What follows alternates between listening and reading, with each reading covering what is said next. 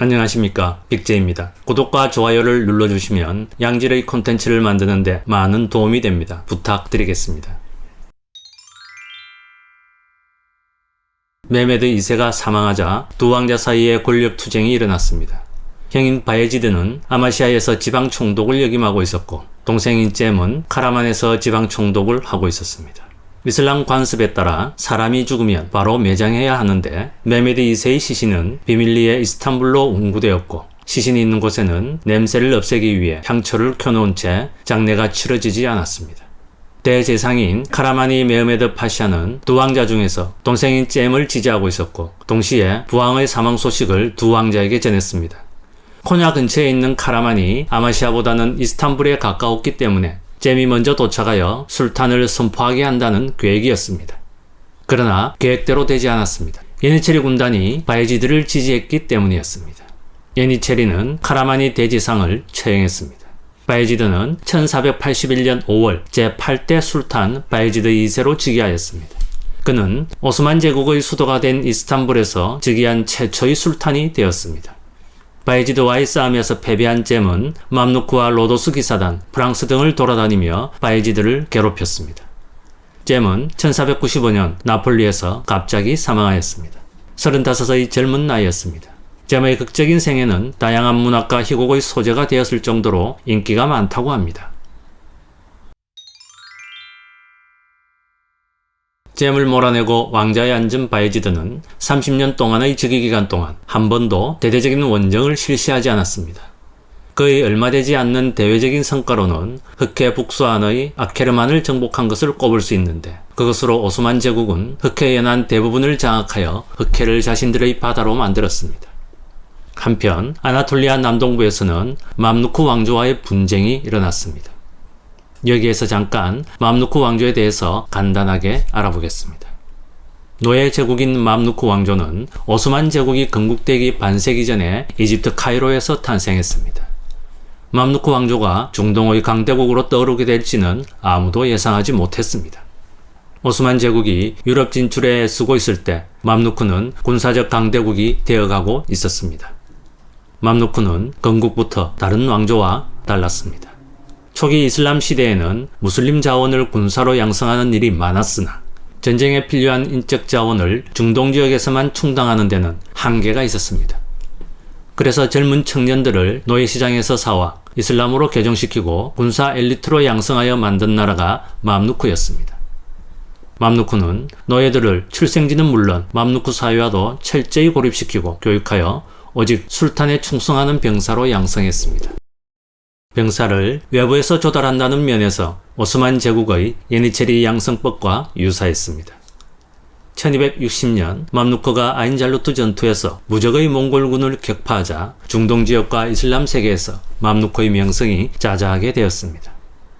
맘루크 술탄이 이슬람 세계 최고의 종교 지도자인 칼리프를 겸하고 있어 오스만 제국은 맘루크 왕조에 대해 경의를 갖고 있으면서도 이슬람 세계와 중동 지역의 패권과 향신료 무역의 주도권을 놓고 경쟁을 하게 되었습니다.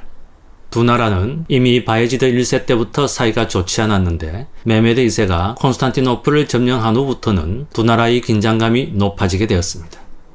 이처럼 관계가 좋지 않을 즈음 바예지드 2세의 동생 잼 때문에 적대적이 되어 위험한 수준까지 이르게 되었습니다. 맘루크 술탄이 잼을 지지하면서 오스만을 분열시키려 하였기 때문입니다. 잼은 당시 카이로로 피신한 상태였습니다. 마침 맘루크가 인도에서 귀환하던 오스만 제국과 인도 사절을 인질로 잡는 일이 벌어지자 결국 양측은 1485년에 전쟁을 시작하였습니다. 이 전쟁은 1491년까지 6년 동안 벌어졌으나 어느 측도 결정적인 우위를 점하지 못한 채 끝나고 말았습니다. 바예지드의 대외적인 업적이 선대의 업적에 미치지 못했던 것은 망명적인 잼의 존재가 견제 효과를 발휘했던 데다가 메메드 2세 때의 잇따른 원정과 영토의 급속한 확대로 국내 상황이 상당히 좋지 않았기 때문이었습니다. 메메드 2세가 강력하게 추진했던 중앙집권화 정책에 튀르크 전사들을 비롯한 자유인들이 거세게 반발하기도 하였습니다. 그래서 바예지드 2세는 메메드 2세가 거두어들였던 와크프의 재원을 원래대로 돌려놓는 등 한 발 물러서야 했습니다. 그래서인지 그의 시대에 중앙 집권화가 정체되었다고 평가하는 학자도 있습니다. 다만 바이지드 2세 시대에도 데브시름의 출신들이 대제상을 포함한 요직 대부분을 차지한 것에는 주목할 필요가 있습니다. 그가 제위할 당시 대제상을 역임한 7명 가운데 확실한 자유인 무슬림은 1명뿐이었고 오히려 데브시름의 출신의 지배층 유입은 메메드 2세 시대보다 더욱 두드러졌습니다. 더욱이 바예지드 2세는 자신의 딸을 노예 출신 신하와 결혼시킨 최초의 군주이기도 했습니다. 왕의 딸과 결혼한 사람은 다마트라는 호칭을 얻고 술탄과 강한 유대로 맺어진 신하가 되었습니다. 그러나 오스만의 왕위는 부계로 계승되었으므로 외손자는 왕위를 계승할 후보가 되지 못했습니다. 바예지드는 알려진 아내만 8명이었고 동시대의 역사가에 따르면 아들과 손자를 모두 합하면 300명이 넘었다고 합니다. 이것이 과장된 것이라고 해도 바예지드가 수많은 친인척들을 정치 자원으로 골고루 활용할 수 있었던 것은 사실인 것 같습니다. 오스만 왕조는 뒤늦게 역사를 기록하기 시작했는데 15세기가 되어서야 최초의 역사서가 저술되었고 바예지드 2세 시대에 본격적인 역사서가 다양하게 편찬되었습니다. 바예지드는 이슬람 문학의 조예가 깊었던 한편 부왕 메메드 2세가 수집한 서양 예술가의 작품들은 팔아치웠다고 합니다. 그래도 레오나르도 다빈치와 골든혼에 놓을 다리를 건설하는 것과 관련하여 의견을 교환한 것을 보면 서양 문화에 아예 관심이 없었던 것은 아닌 것 같습니다. 참고로 이 다리는 실제로 건설되지는 않았으나 다빈치의 원고에 그 소묘가 남아있는 것으로 보아서 실현 가능성이 상당했던 것 같습니다. 지중해 서쪽에 위치한 스페인의 정세가 오스만 제국에 영향을 미쳤는데 바로 스페인의 국토 회복 운동, 즉 레콩키스타가 이 무렵 막바지에 다다르고 있었기 때문입니다. 스페인 남부의 그라나다에 남아있던 소수의 무슬림이 오스만 제국에 자신들을 구해줄 것을 요청하자 바예지드는 함대를 동원하여 무슬림들을 북아프리카 및 오스만 국내로 이송하려고 했습니다. 그러나 해군력의 부족과 잼의 존재 때문에 만족할 만한 결과를 얻지 못했고 그라나다는 1492년에 스페인의 손에 들어갔습니다. 8세기에 무슬림 세력이 이베리아 반도를 침공한 이후 스페인에 존속했던 무슬림 정권은 이때 완전히 사라졌습니다. 이 사건은 오스만 제국 내에 있던 유대교도의 활동에 큰 영향을 미쳤는데 스페인에서 추방된 많은 유대교도들이 오스만 제국의 보호를 요청하며 이주를 해온 것이기 때문입니다. 제국 내에 이전부터 거주했던 유대교도들이 있기는 했으나 이때 스페인에서 건너온 새로운 유대교도들, 즉 세파르디는 특히 그 능력을 충분히 살려 오스만 제국의 발전에 크게 공헌을 했습니다. 시아파 이슬람 왕조인 사파비 왕조는 샤 이스마일 1세가 아크코연누, 즉 백양 왕조를 제압하고 타브리즈를 수도로 세운 왕조입니다. 샤 이스마일은 오스만 동부 국경을 위협하고 혼란을 조장하여 오스만 동부를 불안하게 만들었습니다. 오스만 제국의 동부에서 샤 이스마일을 추종하는 세력들이 반란을 일으켰는데 그 중에 가장 큰 반란이 샤클루의 난이었습니다. 왕자 아흐메드가 대제상 하딤 알리 파샤와 함께 진압에 나섰고 대제상이 전사할 만큼 고전한 끝에 간신히 진압에 성공하였습니다. 이 시기 오스만 제국은 나라의 안보가 흔들릴 정도로 위기를 맞고 있었습니다. 그리하여 이러한 위기를 제대로 수습하지 못한 바예지드 2세를 예니체르 군단이 폐위시키고 트라브존에서 지방 총독을 하고 있던 큰아들 셀림 1세를 제국의 술탄으로 등극시켰습니다. 이번 시간에는 오스만 제국의 모든 시대를 통틀어서 가장 인기 있는 군주로 꼽히는 셀림 1세에 대해서 알아보겠습니다. 셀림 1세의 일생 초반에 가장 큰 영향을 끼친 그의 어머니 길바르 하툰에 대해서 먼저 알아보겠습니다. 알바니아에서 기독교인으로 태어난 길바하르는 어떻게 바예지드 2세의 왕자 시절 네 번째 첩이 될 수 있었을까요? 그 과정은 15세기에 들어 점점 더 커지는 오스만 제국의 지배적 위치를 잘 보여준다고 하겠습니다. 그 시기는 스페인, 포르투갈, 영국, 네덜란드가 아직 대양을 횡단하는 제국으로 부상하기 전의 세기였습니다. 알바니아는 열강들 사이의 국경에 있는 작은 영토로 여러 다른 제국들 사이에서 이리저리 괴롭힘을 당하는 신세였습니다. 특히 베네치아는 아드리아의 북부와 동부에 주요 거점 지역을 확보하고 있었는데 알바니아에 확보된 자국 영토를 침략해 들어오는 오스만 제국의 침입을 막아내야만 했습니다. 당시 오스만 제국은 유럽, 더 정확히는 발칸 지역에서 점령 지역을 확대하고 있었습니다. 특히 알바니아는 그리스 반도와 지중해 동부를 두고 경쟁하는 베네치아와 사이에 있는 핵심 요충지였습니다. 평상시 관습처럼 오스만 제국은 지역 명사들과 절묘한 협상을 벌여 그들의 자치권을 인정하고 안전보장을 약속했습니다. 많은 현지인들은 베네치아보다는 오스만 제국의 관대한 통치를 선호했고 그 결과로 현물이나 현금으로 세금을 내는 것에 동의하고는 오스만 제국의 지배하에 들어갔습니다. 오스만 제국은 유럽에서 영토를 늘리면서 점령지 사람들을 제국의 체계로 통합시키는 데브시름의 제도를 발전시켜 나갔습니다. 데브시름의 제도에 관해서는 오스만 제국 빛나는 600년의 역사 제5편에서 상세하게 다루었으니 참고하시기 바랍니다. 길바르의 아버지는 오스만 제국 군대에 들어가려고 이슬람교로 개종한 사람이었습니다. 그는 딸을 술탄의 첩으로 보냄으로써 잠재적인 사회적 이익을 얻었는데 이러한 조치는 만약 그의 딸이 아들을 낳는다면 이루 말할 수 없는 배당금을 안겨줄 것이었기 때문입니다. 길바르에게 돌아갈 혜택도 엄청난 것이었습니다. 술탄의 첩으로 들어감으로써 안락하게 살 뿐만 아니라 장차 술탄의 어머니가 되어 세상에서 가장 큰 권력을 지닌 여자가 될 수도 있었습니다.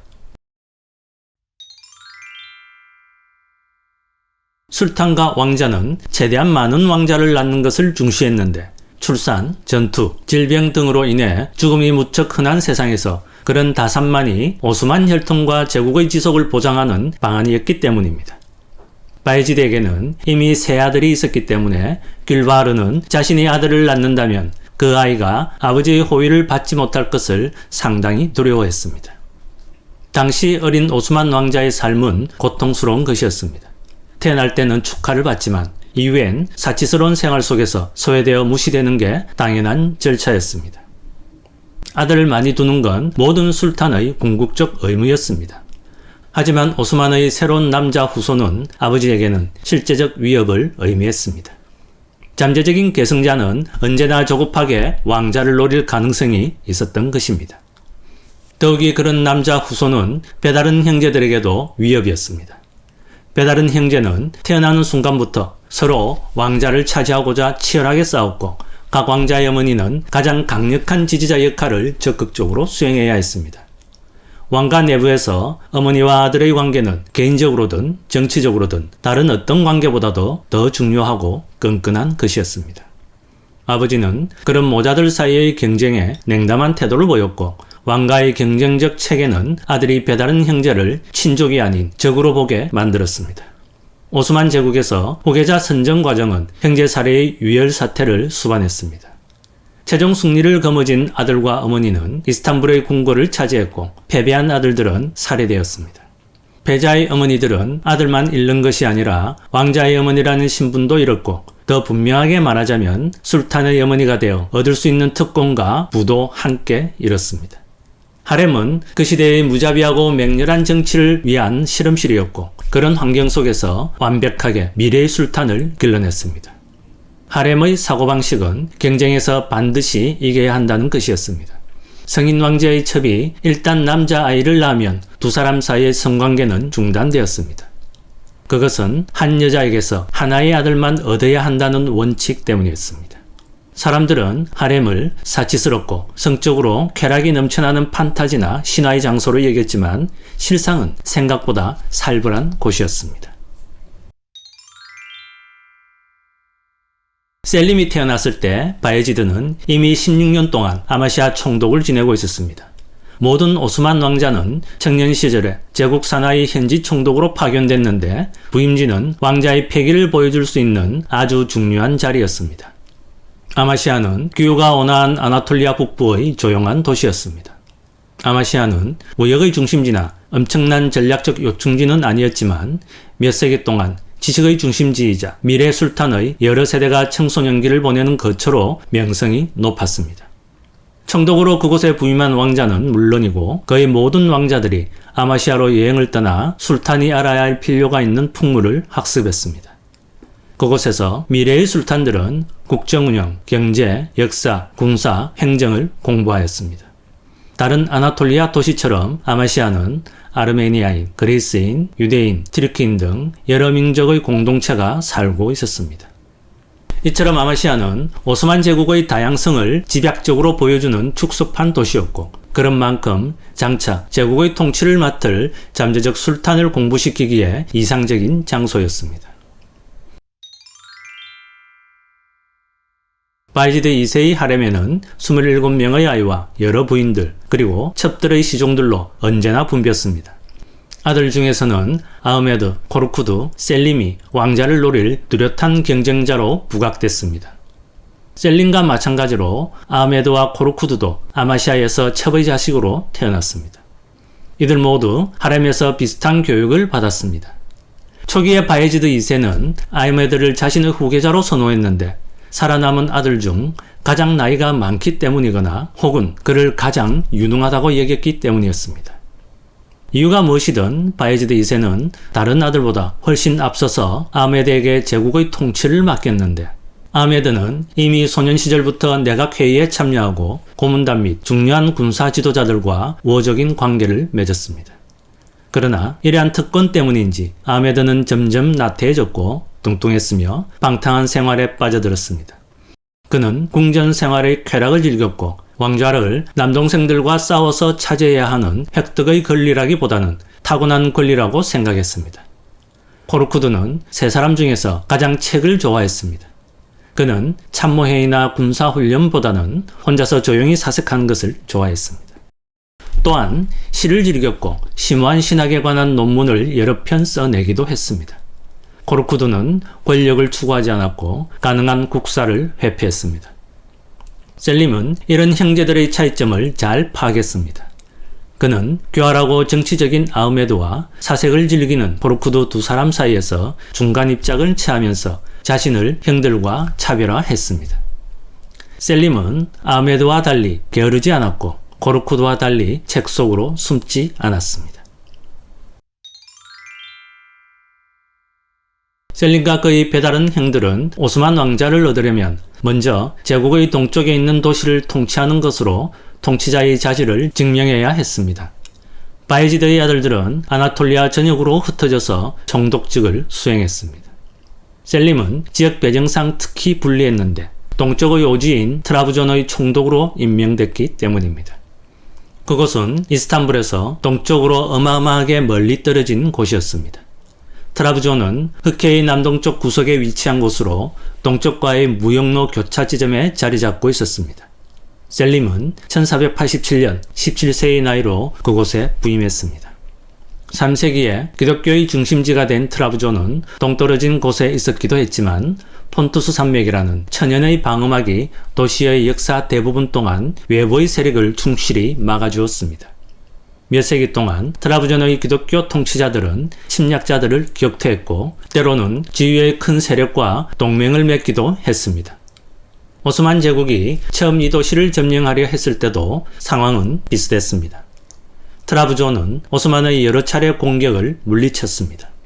실제로 트라브존은 비잔틴 제국의 속국으로서는 오스만 제국의 제일 나중에 함락된 곳이었습니다. 이 도시는 1453년 콘스탄티노플이 오스만 제국에 점령된 이후에도 8년 동안 독자적으로 생존했습니다. 메메드 2세는 200척 이상의 갤리손과 14만 명의 대군을 파견하여 1461년 8월 마침내 트라브존을 정복했습니다. 셀림이 그로부터 26년 뒤 트라브존에 부임했을 때 도시는 1000년의 기독교 통치에서 벗어나 서서히 변화하는 중이었습니다. 트라브존은 흑해의 남동쪽 구석에 있는 전략적 위치 때문에 오랜 세월 동안 실크로드의 중요한 중개 지점이었으며 온 세상에서 건너온 물건과 사람으로 충만한 막대한 부를 자랑하는 매력적인 상업의 중심지였습니다. 총독 부임지가 수도 이스탄불에 가깝게 있다는 건 왕자가 얻을 수 있는 가장 큰 이득이었습니다. 바이지드의 세 아들 중 아마시아의 아흐메드가 이스탄불에서 가장 가까웠으며 코르쿠드는 아흐메드에 비해 이스탄불에서 그리 먼 것은 아니었지만 별로 중요하지 않은 테케이 총독으로 부임했습니다. 이러한 상황은 바이지드 2세가 자신의 후계자로 누굴 가장 선호하는지 태도를 분명히 밝힌 것이었습니다. 셀림은 이런 불리한 점을 자신의 훌륭한 자산으로 변모시켰습니다. 별다른 형들에게 진정 도전하길 바란다면 예니체리를 능가할 정도로 군사적 작전 능력이 뛰어난 군대를 확보해야 했습니다. 셀림은 트라브존의 국경 지역에서 현지의 유력한 소수 집단과 협력해야 한다는 걸 깨달았습니다. 그런 협력은 동부 지역에서 제국의 전반적 사업 성공을 위한 것만이 아니라 자신의 목적을 위해서도 필요한 것이었습니다. 셀림이 트라브존의 총독으로 근무하던 당시 아나톨리아 동부에서 지배적인 민족 집단은 쿠르드족과 카라마니드족이었습니다. 셀림은 호전적인 두 집단에게 여러가지 혜택을 주기로 하며 족장들에게 충성 맹세를 받아냈습니다. 셀림은 쿠르드족, 카라마니드족과의 전략적 동맹과 더불어 믿을만한 용병 부대도 고용했습니다. 이미 안정적이고 보안이 우수한 제국의 내륙 지역을 통치하는 형들과 다르게 셀림은 국경의 안보를 지키면서 외부로부터의 지속적 압박을 물리쳐야 했습니다. 그러나 셀림은 현재 총독으로 있는 지역의 안보 취약성만 신경 쓰는 것이 아니라 총독 이상의 자리를 노리고 있었습니다. 그리하여 훗날 형들을 상대로 권력투쟁을 할 때를 대비하여 미리 현지 토호 세력들과 중대한 전략적 관계를 구축해 놓았습니다. 오스만 제국 11번째 이야기 셀림 1세 두 번째 편 시작하겠습니다. 1490년대 내내 셀림의 트라브존과 무척 가까운 배후지인 아나톨리아 동부에서는 각종 불운 세력에 의한 사회적 혼란이 창궐하고 있었습니다.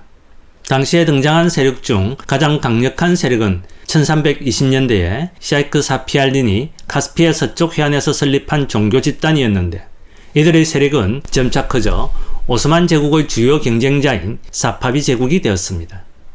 신흥 세력인 사파비 교단은 시아파를 종파로 삼고 차츰차츰 영토와 추종자를 확대해 나갔습니다. 15세기 말에 아크코윤누에게 공격당해 종파가 존립위기에 처했으나 곧 세력을 정비하고 반격하여 아크코윤누에 승리하였습니다. 그리고 존경받는 창시자인 사피의 직계 후손인 14세의 이스마일을 사파비 제국의 초대 시아로 추대하였습니다. 점점 세력을 키운 사파비 제국은 제국의 공식 국교가 앞으로 영원히 시아파 교위라고 선언함으로써 초기 근대 세계에서 가장 강력한 시아파 세력으로 전면에 등장하게 되었습니다. 사파비 제국이 점점 더 시아파 교위에 확신을 갖게 되면서 이스마일은 자신이 단순히 알리의 신앙을 대표한다거나 예언자들을 잘 알고 있다고 주장하는 걸 넘어서서 이제 자신이 신 자체라고 주장하고 나섰습니다. 이스마일은 자신의 새로운 지지자를 아크코윤누인, 오스만 제국인, 그리고 그 외의 다른 사람들과 구분하기 위해 사파비 제국의 충성을 맹세한 병사들에게 밝은 붉은색 모자를 수여했는데 이후 이스마일의 군대는 붉은 모자, 즉 키질바시로 알려지게 되었습니다. 오스만인들은 이 명칭을 곧 모든 시아파 교도를 경멸스럽게 언급할 때 사용했는데 사파비 제국과 연관이 되어 있는지 여부는 상관없이 붉은 모자는 곧 경멸스러운 시아파를 가리키는 말이 되었습니다. 사파비 제국은 맨 먼저 이 세상 최고의 순위파 세력인 오스만 제국의 도전장을 내밀었습니다. 1505년 사파비는 셀림의 관할 지역으로 침공에 들어갔으나 격퇴되어 쫓겨나게 되었습니다. 그 후 셀림은 우월한 군병력으로 사파비 세력을 끊임없이 경제하며 자신의 권리이자 의무인 시아파 교도를 진압하는 데 힘을 쏟았습니다. 사파비 제국과 대립하던 셀림의 모습은 군사 철학상 아버지의 그곳과는 상당히 차이가 있었습니다. 셀림은 사파비 제국 군대를 사정없이 학살했으나 바이지드는 정반대로 그들에게 선물을 주고 평화를 얻으려 했습니다. 셀림은 공격을 선호했고 아버지는 자제를 선택했습니다. 셀림은 사파비가 가하는 위협에 나약한 대응을 하는 건 그들의 사기만 북돋을 뿐이라고 믿었고 바이지드는 아들의 행동이 제국 정부와 수천 명에 이르는 내부 시아파 백성 사이의 긴장감을 고조시킬 것이라고 우려하였습니다. 아버지 술탄이 셀림을 꾸짖고 점령했던 영토와 붙잡은 포로를 풀어주라고 지시했으나 아들은 이를 거부하였습니다. 이러한 부자의 관점 차이는 오스만 왕가의 내부 갈등과 노골적인 정치적 충돌로 이어졌습니다. 셀림은 아버지와는 다르게 군사적으로 공격적인 동방정책을 수립하여 시행했고 그런 정책을 속행해야 한다고 보았습니다. 따라서 셀림은 바이지드의 신중한 자제와 인내에 의존하는 정책을 반대하는 군인들을 자신의 지지자로 얻을 수 있었습니다. 시간이 흐르며 셀림은 제국 군대의 대변자로서 다른 총독들보다 특권을 누렸고 제국의 군인 계층에서 더욱 큰 지지를 받았습니다. 셀림이 예니체리와 맺은 관계는 점점 더 발전했고 그 덕분에 셀림은 트라브존 총독으로서 아주 공격적인 군사적 모험을 수행할 수 있었습니다. 1508년 그는 휴화병력으로 조지아를 공격했는데 일주일도 걸리지 않아 승리를 거두고 많은 노예와 전리품을 획득하였습니다. 셀림의 조지아 습격은 사전에 계획된 정치적인 움직임이었습니다. 더욱 큰 개인적 정치적 전략적 목표를 위해 그가 배후 조정한 전쟁이었던 것입니다. 우선 그는 사파비 제국을 향해 자신이 그 지역의 정치 지도자라는 분명한 메시지를 보냈습니다.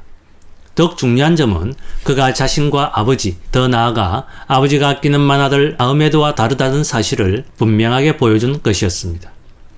이런 선제 공격은 제국의 군사 엘리트들에게 보내는 강력한 신호였습니다. 바이지드의 아들 중 자신이 가장 공격적이며 따라서 자신이 계승자가 되는 게 좋은 선택이라는 것이었습니다. 한편 셀림의 아버지로서 또 제국의 술탄으로서 바이지드 2세는 자식의 그런 오만을 용납할 수 없었고 그에 대한 반작용으로 맏아들 아흐메드를 더욱더 지원하게 되었습니다.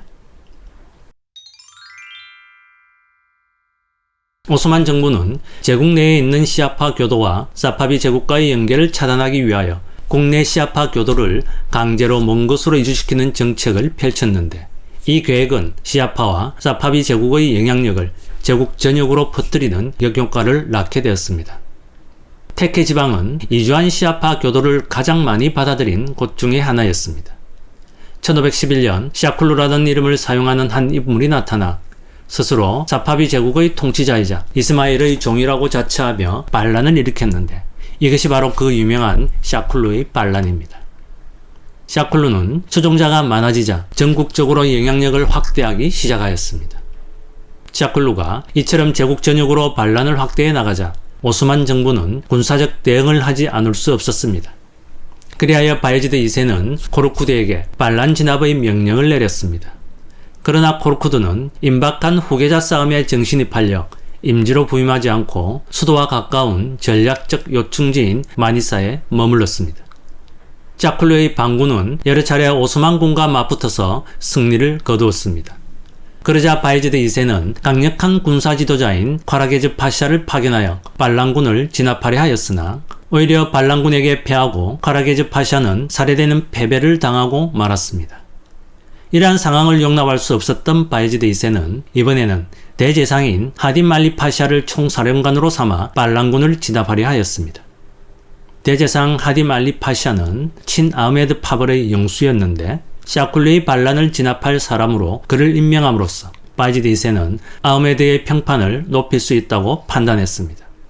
아흐메드는 전투 현장에서 멀리 떨어진 총독 임지인 아마시아에서 위험에 노출되는 일이 없이 반란군에 대한 싸움을 지휘하고자 하였습니다. 1511년 7월 시바스에서 반란군과 전투가 벌어졌는데 진압군은 대제상 하딘 말리 파샤가 전사할 만큼 큰 손실을 보면서 간신히 진압을 할 수 있었습니다. 제국 왕권의 계승 경쟁이라는 측면에서 볼 때 셀림은 분명 샤쿨루 반란으로 혜택을 받습니다. 그의 아버지와 제국 행정부는 나약했고 배다른 형들은 그보다 더 나약했습니다. 코르쿠드는 잘못된 판단으로 반란이 커졌다는 데 대한 비난을 들어야 했고 장남 아흐메드는 군사적 전략에 대한 비판을 받아야 했습니다. 아흐메드가 반란 진압 시기에 예니체리에게 충성 맹세를 요구했을 때 예니체리는 그가 직접 전쟁에 참여하여 주도하지 않았다는 이유로 거부하였습니다. 그는 안전한 곳으로 피신하여 배후 조정한 태도 때문에 군대의 존경을 잃었고 충성심마저 잃게 되었습니다. 샤쿨리의 반란 동안에 아흐메드는 아마시아 궁전에서 겁먹은 채 웅크리고 있었지만 셀림은 멀리 이란과의 국경에서 조지아와 사파비를 상대로 전쟁을 벌였습니다. 바로 이러한 점이 그를 아흐메드를 대신할 수 있는 명확한 대안으로 떠오를 수 있게 하였습니다. 셀림은 아들 술레이만이 크림반도의 카파로 총독 발령이 나자 술레이만과 함께 카파로 가서 현지 지역 칸들의 도움을 받으며 군대를 조직하였습니다. 1511년 셀림은 드디어 이스탄불을 향해 진격을 개시하였습니다. 이에 아버지 바예지드 2세도 군대를 파견했으며 두 군대는 이스탄불과 에디르네 사이의 딱 절반 지점에 위치한 초룰루에서 맞붙었습니다. 결과는 바예지드 2세의 승리였습니다. 초룰루 전투는 오스만 제국 역사상 아버지인 술탄과 왕자 사이에 벌어진 최초의 싸움이었습니다. 그런 싸움은 전례가 없는 것이었습니다. 그 때문에 전투의 결과는 알려져 있지만 전투의 세부 사항은 안개 속에 가려져 있습니다. 그런 이야기는 은폐할 필요가 있었기 때문입니다. 오스만 제국의 왕자는 다른 왕자와 싸워서 가장 강력한 후계자로 올라설 수는 있었지만 현역 술탄과 싸우는 것은 술탄이란 자리의 주권과 신성함을 공격하는 것이었습니다. 술탄은 공격할 수 없고 건드릴 수 없으며 무적이어야 했으므로 그를 상대로 한 폭력은 상상도 할 수 없는 일이었습니다. 그리하여 오스만 제국의 궁정 역사가들과 술탄들은 당시에도 그랬고 그 이후에도 그 전투를 상세하게 기록하는 것을 기피하였습니다. 초룰루 전투 이후 바예지드 2세는 자신의 우월한 군사력이 제국의 질서를 회복시켰다고 확신했습니다. 그러나 살아서 크림반도 카파로 돌아온 셀림에게는 그에게 충성하는 예니체리가 있었습니다. 국가의 격심한 혼란기에 예니체리는 셀림을 술탄으로 추대해야 그들의 미래가 가장 밝다는 걸 알았습니다. 그가 술탄 자리에 오르면 통치의 중심에 예니체리를 둘 것이고 그들의 이익을 옹호할 것이며 물질적으로도 그들을 지원할 것이었습니다. 결국 이들 예니체리의 강력한 지원을 받은 셀림은 이후 수도 이스탄불로 입성하였고 부왕을 퇴위시키고 술탄으로 즉위하였습니다. 바예지드 2세는 오스만 제국 역사에서 살아생전에 왕자에서 쫓겨난 최초의 술탄이 되었습니다. 셀림이 즉위한 후 바예지드 2세는 가택연금 장소로 결정된 디메토카로 가던 중 사망했는데 몇몇 동시대 기록은 셀림이 아버지를 독살했다고 주장하기도 합니다. 술탄이 된 셀림은 아흐메드 및 코르쿠드와의 내전에서 승리하여 그 둘뿐만이 아니라 그들의 아들들까지 모두 처형하여 이후의 왕위 다툼이 일어나는 것을 방지하였습니다. 셀림 1세 마지막 이야기 시작하겠습니다. 셀림 1세는 8년이라는 짧은 재위기간의 대부분을 전쟁터에서 보냈습니다. 그의 첫 번째 과업은 샤 이스마일의 사파비 왕조를 전복시키는 것이었습니다. 셀림 1세는 원정 도중 아나톨리아 동부에서 국내의 시아파 교도 4만 명을 학살함으로써 냉렬한이라는 별명을 가지게 되었습니다. 셀림 1세의 시아파 교도 학살은 오스만 제국 역사에서 19세기 말까지 가장 큰 규모의 국내 인구 학살이었고 오늘날까지도 그 참사가 기억되고 또 애도되고 있습니다. 오스만군이 쳐들어오자 이스마일 1세는 정면 충돌을 피하는 전략을 선택했습니다.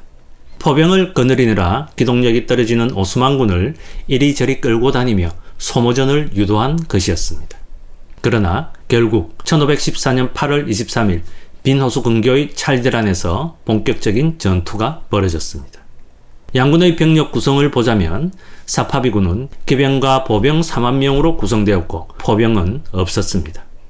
반면 오스만군은 2만 명의 예니체리 군단을 포함해 1만 2천 명의 머스킷 총병과 500문의 대포를 가지고 있었습니다. 전투는 총과 대포를 효율적으로 활용한 오스만군의 승리로 끝났습니다.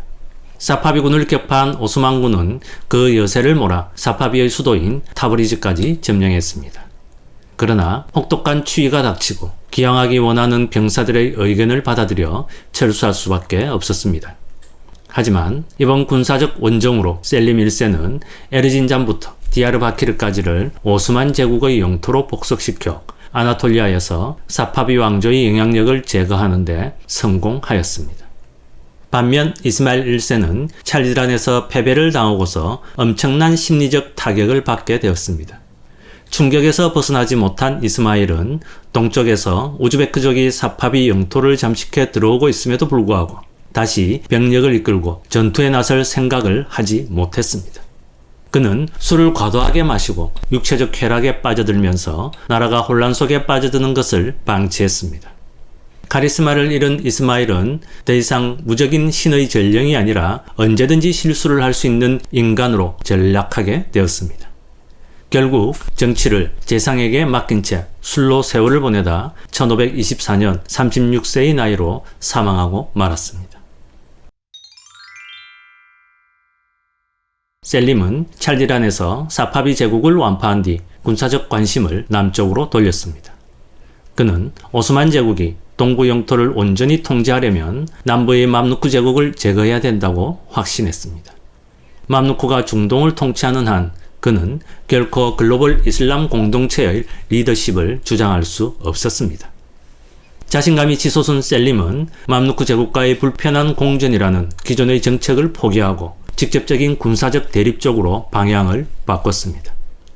또한 무엇보다 셀림은 메카와 메디나의 통치자에게만 주어지는 명칭인 칼리프라는 호칭이 필요했습니다. 그래서 셀림은 거대한 맘루크 제국을 정복하여 중동, 북아프리카, 홍해에서 맘루크가 가진 모든 영토를 차지해야겠다고 결심하고 그 결심을 군사적 행동으로 옮겼습니다. 그리하여 양측 군대는 1516년 8월 시리아 북부 중심 도시 알레포 근처의 마르즈 다비크에서 격돌하였습니다. 전투의 결과는 압도적인 화력의 우세를 발휘한 오스만군의 대승이었습니다. 맘루크 술탄 알 가우리는 이 전투에서 전사했습니다. 계속 남쪽으로 진격한 오스만군은 알 가우리가 죽고 새로운 술탄이 된 투만베이가 이끄는 맘루크군을 라이다니아에서 다시 한번 격파하고 맘루크 제국을 멸망시켰습니다. 맘루크 제국이 사라지면서 셀림은 아시아, 유럽, 아프리카 세 대륙에 걸친 영토들을 통합시켜 자신의 통치 아래 두었고 오스만 제국의 영토와 인구를 3배로 늘렸습니다. 실제로 그의 뒤를 이은 술탄들 중 그 어떤 술탄도 그가 해낸 것만큼 제국의 영토를 확장하지 못했습니다. 셀림은 이제 생존한 다른 어떤 군주보다 더 많은 영토를 지배했으며 세상의 대도시인 이스탄불과 카이로를 다스렸습니다.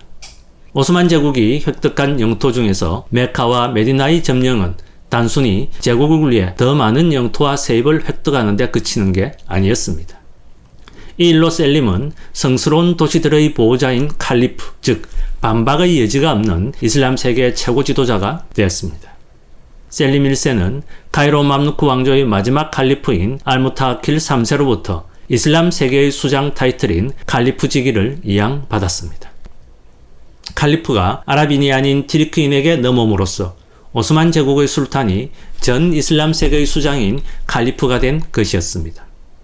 46세의 셀림은 이제 아드리아해부터 알제리까지의 지중해 해안을 통치했고 이는 지중해 동쪽 절반에 해당하는 지역이었습니다. 흑해, 홍해, 카스피해, 지중해가 단일 국가의 지배를 받은 적은 로마 제국 이후에 이때가 처음이었습니다. 셀림은 이집트 원정을 끝내고 이스탄불로 귀환하자마자 숨 돌릴 틈도 없이 다음 원정을 준비하기 시작했습니다. 다음 목표는 로도스 섬 혹은 사파비 왕조였다고 합니다. 그러나 그는 1520년 흑사병으로 사망하고 말았습니다. 8년의 짧은 치세가 이로써 막을 내렸습니다. 1517년 오스만군은 홍해 동쪽 해안 예멘에서 이전에 한 번도 본 적 없는 어떤 식물을 보게 되었습니다. 그것은 귀하고 선명한 붉은색의 열매였습니다. 셀림이 맘루크 제국 정복에서 얻은 소득을 들자면 여러 가지가 있을 것입니다. 예루살렘과 카이로를 얻은 일, 칼리프 자리를 차지한 일, 이슬람 역사에서 가장 큰 제국을 세운 일 등. 그러나 이런 것들보다 이 식물을 얻은 게 더 중요한 결과를 가져왔고 게다가 가장 오래 지속되는 파급 효과를 냈습니다. 이슬람 제국에 편입된 예멘에서 셀림의 군대가 발견한 건 커피콩이었습니다. 1517년 셀림이 성취한 국제적 통합 덕분에 커피는 오늘날 전 세계에서 수십억 달러의 수익을 발생시키고 있으며 현대인들의 일상에 깊숙이 침투해 있습니다. 그럼에도 불구하고 서양에서는 오스만 제국의 술탄이 커피를 오늘날의 글로벌 현상으로 만든 공로를 평가해주지 않고 있습니다. 셀림이 9세계 전체에 구축한 상업적, 제도적, 정치적, 문화적 관계 덕분에 커피는 처음엔 예멘에서 중동 전역으로 퍼졌다가 이어서 동유럽, 이란, 인도, 나아가 서유럽, 아메리카, 동남아시아까지 사실상 세계 전역으로 퍼지게 되었습니다. 오스만 제국의 국경 너머에서 처음으로 커피를 마신 곳은 1580년대 말 베네치아였습니다. 커피가 제국 내부에서 인기를 얻자 오스만 제국 사람들은 커피라는 음료에 관해 여러 가지 기본 아이디어를 만들어냈습니다. 그런 아이디어들 중 다수가 오늘날까지도 남아있는데 오스만 제국이 인류에 물려줄 가장 중요하면서도 어디에서나 볼 수 있는 아이디어는 바로 카페라는 시설입니다. 오스만 제국은 어디에서나 소비할 수 있는 커피를 재배, 유통하고 그런 상품의 소비 문화를 발전시킴으로써 세상에서 가장 이른 소비자 혁명을 이끌었습니다. 그렇게 함으로써 1517년부터 오스만 제국의 커피 문화가 온 세상 그리고 문자 그대로 우리 개인 모두에게 전파됐고 오늘날까지도 그 위력을 떨치고 있습니다. 커피는 진정한 첫 글로벌 농산품이었습니다. 셀림이 예멘을 정복하기 몇 년 전에 바스코 다가마와 크리스토퍼 콜럼버스의 항해로 구세계와 신세계는 서로 연결되고 통합됐습니다. 그 덕분에 커피나무는 전 세계에서 번성하게 되었습니다. 지구상의 많은 지역에서 생산자와 소비자가 서로 연결되면서 커피는 아메리카에서 말라카까지 공동시장을 형성했습니다. 커피는 향신료와 직물 이상으로 근대 초기의 글로벌 경제에 동력을 공급했고 오스만 제국은 커피 무역 덕분에 인도양 경제에서 이전 경쟁자인 포르투갈을 능가하게 되었습니다. 셀림이 맘루크 제국을 정복한 후부터 1730년대까지 오스만 제국은 세계 커피 무역을 지배했고 모카와 다른 여러 작은 예멘 항구에서 공급과 유통을 관리하고 매해 1만 2천 톤 내지 1만 5천 톤의 커피 원두를 생산했습니다. 초기 근대의 세계에서 가장 큰 커피 수입 시장인 암스테르담에서 16세기와 17세기 내내 총 커피 수입량의 약 90%는 모카에서 온 것이었습니다. 커피 무역은 막대한 양의 현금을 오스만 제국 내에 유통시켰고 그런 매출은 나라에 어마어마한 세수를 올려주었습니다. 18세기에 들어서자 아메리카와 동남아시아의 커피 경작자들은 예멘에서 시장을 빼앗기 시작했습니다. 1720년대 말이 되자 자바가 예멘을 대체했고 이후 10년 동안 암스테르담 커피 시장의 90%를 점유했습니다. 1750년이 되자 암스테르담 시장에서 아메리카산 커피가 자바산 커피와 경쟁했고 1840년이 되자 예멘산 커피는 세계 커피 생산에서 겨우 3%를 차지할 정도로 위상이 추락했습니다. 아메리카의 노예노동이나 네덜란드 동인도 회사의 식민지 노동 체제에 비하면 예멘은 상대적으로 생산 구조가 불리했고 18세기와 19세기에도 예멘의 커피 대부분은 여전히 몇 세기 전과 같이 소규모 농가에서 재배됐습니다. 1770년대가 되자 카이로는 가까운 예멘에서 수입하는 것보다 저 먼 히스파니올라에서 커피를 수입하는 게 더 저렴해졌습니다. 오스만 제국이 예멘 덕분에 세계의 커피 무역을 지배했던 2세기가 저무는 그 순간에도 커피는 역사상 국제적으로 거래된 가장 귀한 농산품 중 하나였습니다. 이상으로 8년의 짧은 제위기간 동안 영토를 2배로 넓히고 칼리프 지위를 획득함으로써 오스만 제국인들로부터 존경받았던 셀림 1세의 이야기를 마치겠습니다.